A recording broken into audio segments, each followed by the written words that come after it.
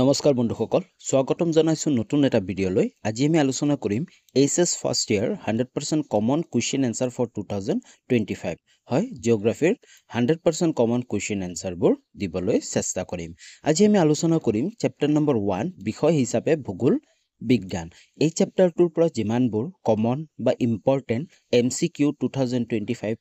final এক্সামত আহিব পাৰে সকলোবোৰ আলোচনা কৰিম যদি প্ৰথমবাৰ চেনেলটোলৈ ভিজিট কৰিছা তেনেহলে চেনেলটো সাবস্ক্ৰাইব কৰি লোৱা লগতে বেল আইকনটো প্ৰেছ কৰি অল কৰি লোৱা তো আহা আজি আমি ভিডিঅ'টো আৰম্ভ কৰো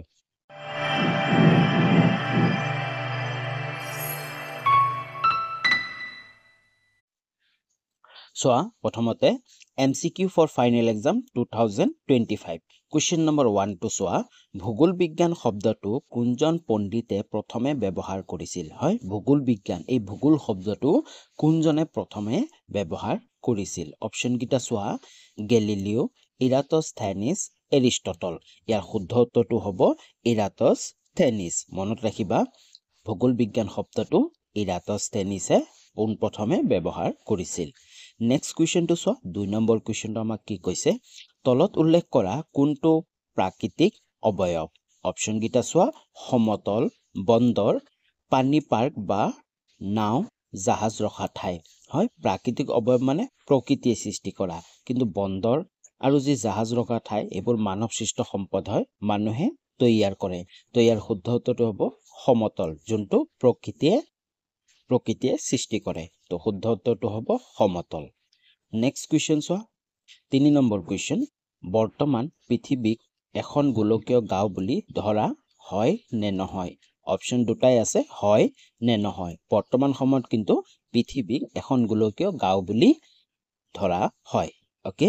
ইয়াৰ শুদ্ধ উত্তৰটো হ'ব হয় এনেকুৱা ধৰণৰ কুৱেশ্যন বহুত আহে নেক্সট কুৱেশ্যন লাগবাহু নেক্সট কুৱেশ্যনটো সোয়া 4 নম্বৰ কুৱেশ্যনটো সামাজিক ভূগোলৰ সম্পদ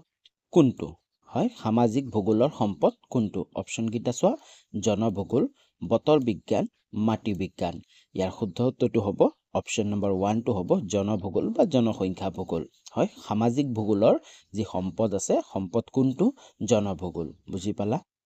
নেক্সট কুৱেশ্যনটো সোয়া 5 নম্বৰ কুৱেশ্যনটো আমাক কি কৈছে আঞ্চলিক ভূগোল বিজ্ঞান পদটো কোনে উলিয়াইছিল হয় যি আঞ্চলিক ভূগোল বিজ্ঞান আছে এই পদটো কোনে উলিয়াইছিল অপচন কিটা সোয়া কাৰ্ল ৰিটাৰ হেৰোডোটাছ গেলিলিও ইয়াৰ শুদ্ধ উত্তৰটো কি হ'ব অপচন নম্বৰ 1 টো হ'ব কাৰ্ল ৰিটাৰ হয় মনত ৰাখিবা আঞ্চলিক ভূগোল বিজ্ঞান এটো কোনে ডেভেলপ কৰিছিল বা পদটো কোনে উলিয়াইছিল কাৰ্ল ৰিটালে ওকে নেক্সট কুৱেশ্যন লাগবহাৰ আগতে মই তোমালোকক ক'ব বিচাৰিছো যে অলৰেডি এইচএছ ফাৰ্ষ্ট ইয়াৰৰ কাৰণে মই চেপ্টাৰ 1ৰ ইম্পৰ্টেন্ট কুৱেশ্যন আনসাৰবোৰ আলোচনা কৰিছো যদি তোমালোকে চোৱা নাই ভিডিঅ'টো তেনেহলে ডেসক্ৰিপচনত লিংক থাকিব ভিডিঅ'টো তোমালোকে ভিডিঅ'টো চাব পাৰিবা গোটেইবোৰ যিমানবোৰ common important short question answer আছিল সকলোবোৰ এই ভিডিঅ'টোত আলোচনা কৰিছো আৰু অতি সহজতে তোমালোকক বুজাবলৈ চেষ্টা কৰিছো নেক্সট কুৱেশ্যনটো সোয়া 6 নম্বৰ কুৱেশ্যনটো কি কৈছে প্ৰাকৃতিক ভূগোল ভাগ কেইটা যি প্ৰাকৃতিক ভূগোল আছে প্ৰাকৃতিক ভূগোলৰ ভাগ এটা লিখা ভাগ কেইটা নহয় ভাগ এটা লিখা অপচন কিটা সোয়া অৰ্থনৈতিক ভূগোল পৰিবেশ ভূগোল জলবায়ু ভূগোল এই তিনিটাৰ পৰা কোনটো প্ৰাকৃতিক ভূগোলৰ এটা ভাগ ইয়াৰ শুদ্ধ উত্তৰটো হ'ব জলবায়ু ভূগোল ওকে নেক্সট কুৱেশ্যনটো সোয়া 7 নম্বৰ কুৱেশ্যনটো বুৰঞ্জীমূলক ঘটনাবোৰক ভূগোল বিজ্ঞানে প্ৰভাৱিত কৰেনে হয় যিবোৰ বুৰঞ্জীমূলক ঘটনাবোৰ আছে এই ঘটনাবোৰ ভূগোল বিজ্ঞানে প্ৰভাৱিত কৰেনে অপচন দুটা আছে কৰে নকৰে ইয়াৰ শুদ্ধ উত্তৰটো হ'ব কৰে ওকে যিমানবোৰ বুৰঞ্জীমূলক ঘটনা আছে ঘটনাবোৰক ভূগোল বিজ্ঞানে কিন্তু প্ৰভাৱিত কৰে নেক্সট কুৱেশ্যনটো সোয়া 8 নম্বৰ কুৱেশ্যনটো জীৱ ভূগোলৰ ভাগ কোনটো হয় অপচন কিটাৰ পৰা কোনটো জীৱ ভূগোলৰ ভাগ অপচন কিটা সোয়া প্ৰাণী ভূগোল বুৰঞ্জীমূলক ভূগোল বিজ্ঞান ইয়াৰ শুদ্ধ উত্তৰটো আমি সকলোৱে জানো প্ৰাণী ভূগোল হ'ব হয় অপচনটো হ'ব প্ৰাণী ভূগোল হয় জীৱ ভূগোলৰ ভাগ কোনটো প্ৰাণী ভূগোল নেক্সট কুৱেশ্যন লাগবাহু নেক্সট কুৱেশ্যনটো সোয়া 9 নম্বৰ কুৱেশ্যনটো সময় লগাবলৈ চেষ্টা কৰা বিষয় কোনটো অপচন কিটা সোয়া সমাজ বিজ্ঞান বুৰঞ্জী বিষয় ভূগোল বিজ্ঞান হয় সময় লগাবলৈ চেষ্টা কৰা বিষয়টো হ'ল বুৰঞ্জী বিষয় হয় কাৰণ আমি বুৰঞ্জী বিষয়ত আমি সময়ৰ কথা পঢ়ো হয় অতীতৰ কথা পঢ়ো বেছিকে তো যিবোৰ সময় লগাবলৈ চেষ্টা কৰে এই বিষয়টো হ'ল কি বুৰঞ্জী বিষয় নেক্সট কুৱেশ্যন লাগবাহু নেক্সট কুৱেশ্যনটো চোৱা 10 নম্বৰ কুৱেশ্যনটো আমাক কি কৈছে কিমান চনত ভূগোল শব্দটো পোনপ্ৰথমে ইৰাটোস্থেনিছে দাঙি ধৰিছিল যি ভূগোল বিজ্ঞানী আছিল ইৰাটোস্থেনিছ যোনে পোনপ্ৰথমবাৰৰ বাবে ভূগোল শব্দটো ব্যৱহাৰ কৰিছিল আমাক এই কুৱেশ্যনটোত সুধিছে যে কিমান চনত হয় কিমান চনত ভূগোল শব্দটো পোনপ্ৰথমতে ইৰাটোস্থেনিছে দাঙি ধৰিছিল অপচন কিটা চোৱা 276 পৰা 194 ভিতৰত 276 পৰা 195 ভিতৰত 276 পৰা 196 ভিতৰত ইয়াৰ শুদ্ধ উত্তৰটো হ'ব কি ইয়াৰ শুদ্ধ উত্তৰটো হ'ব 286 পৰা 194 ভিতৰত ওকে নেক্সট কুৱেশ্যনটো চোৱা 11 নম্বৰ কুৱেশ্যনটো আমাক কি কৈছে এলেকজেণ্ডাৰ ফন হাম্বল্ট কোন দেশৰ ভূগোলবিদ আছিল আন এজন বিখ্যাত